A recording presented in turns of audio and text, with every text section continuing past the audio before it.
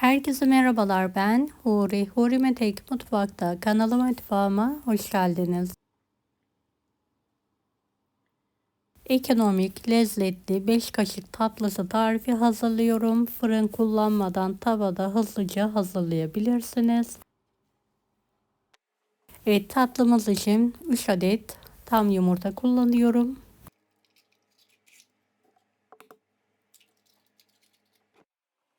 5 yemek kaşığı toz şeker. Evet, karıştıralım.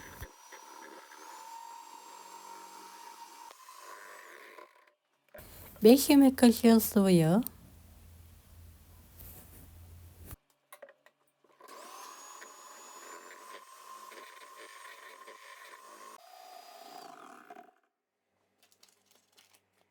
5 yemek kaşığı irmik. 5 yemek kaşığı un.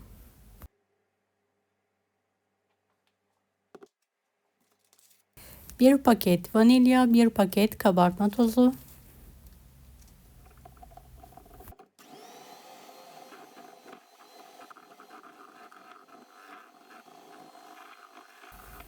Evet, karıştıralım.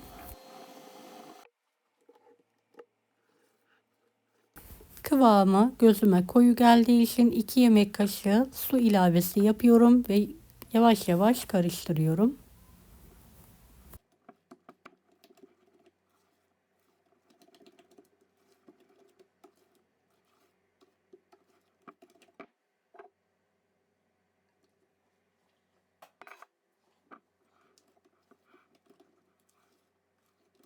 Şu an tam istediğim kıvamda.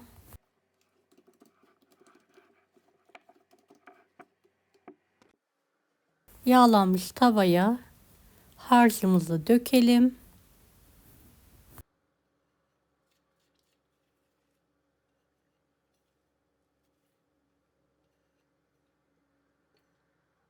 Kapağını kapatalım. Kısık ateşte pişirmeye bırakalım.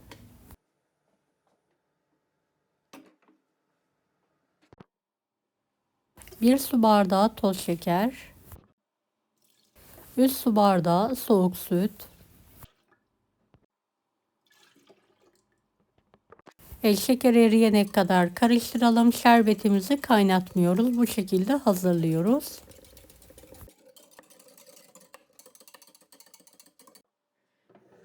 Ara sıra tavamızı döndürelim. Kapağında oluşan buharı da bir peçete yardımıyla silelim.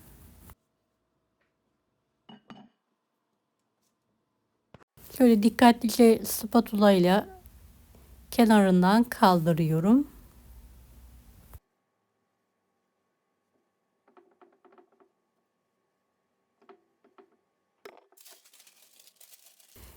Bir fırın kağıdı yardımıyla ters çeviriyorum.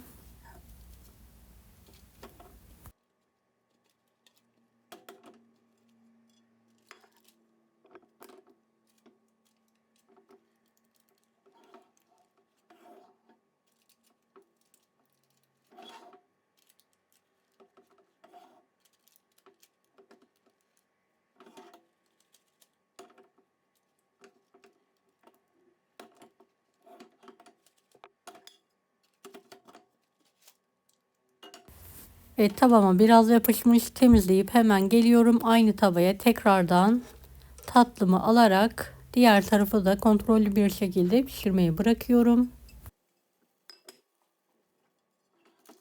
Kağıdı çıkartıyorum. Diğer tarafı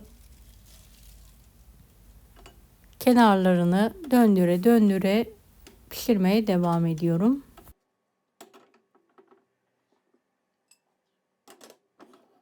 Beni hangi ülkeden veya şehirden izliyorsunuz merak ediyorum. Yoruma yazarsanız sevinirim.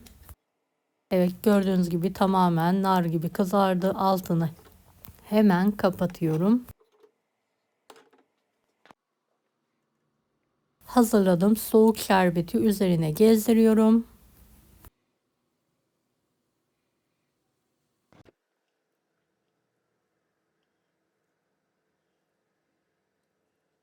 Evet, saniyeler içinde şerbetin hepsini çekiyor gördüğünüz gibi. Oda ısısına geldiğinde buzdolabı kaldırıyorum. En az 3 saat dinlenmeye bırakıyorum.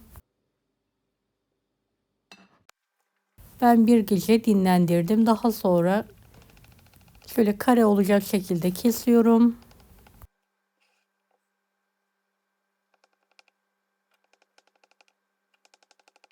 Dilerseniz uzun uzun da kesebilirsiniz. Pasta dilimi gibi.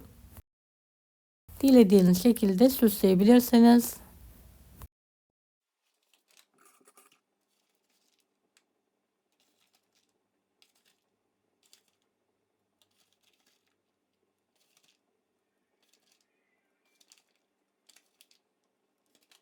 Antep fıstığı, Hindistan cevizi, fındık kırığı. Ben fıstık kırığı kullandım.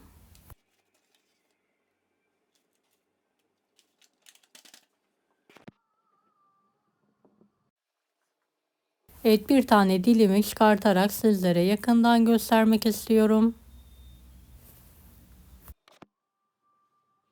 Deneyecek olan herkese şimdiden kolaylıklar dilerim. Allah'a emanet olun. Hoşça kalın. Daha farklı tarifler için bunları da izlemeyi unutmayınız.